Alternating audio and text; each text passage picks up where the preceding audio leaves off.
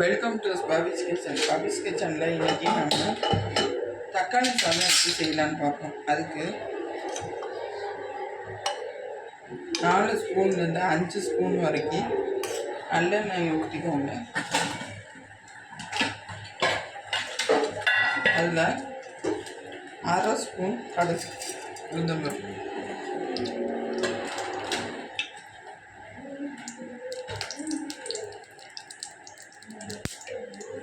கடுகு உளுந்தம்பருப்பு பொரிஞ்சிருச்சு. இப்போ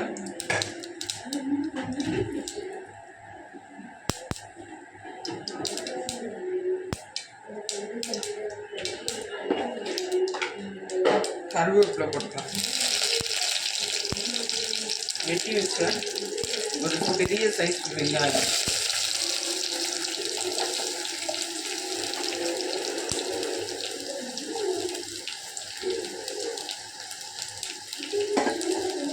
நல்லா வயலட் கலர் வர மாதிரி வதக்கி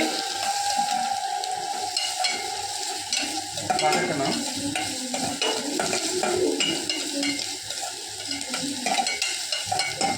நல்ல நிறம் மாதிரி வந்துருச்சு. இந்த ஸ்டைலில் வெட்டி வச்சுருக்கிறேன் பெரிய சைஸ் தக்காளி, அதோட சாதம் எந்த அளவுக்கு வச்சுருக்கீங்க, சாதத்தில் உப்பு இருக்கிறதுனால தக்காளிக்கு மட்டும் போடுற மாதிரி 1/4 ஸ்பூனுக்கும் குறைவா உப்பு,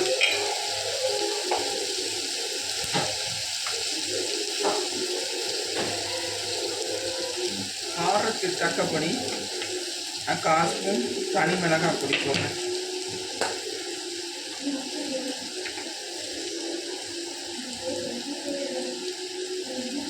ஸ்பூன் கரம் மசாலா தூள்.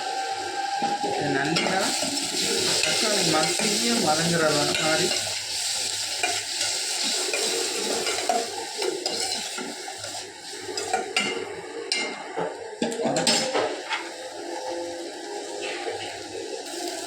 தக்காளி நல்ல மசிய வதங்கிருக்கு. இப்போ அரிசி இல்லை சாதம் பொங்கி வச்சு சாதத்தை கூட சேர்த்துக்கலாம். இப்போ இதை நல்லா கிளறி விடணும், சாதம் உடையாத மாதிரி. இது சைட் டிஷ்ஷாக எத்தனாலும் வச்சு சாப்பிடலாம்.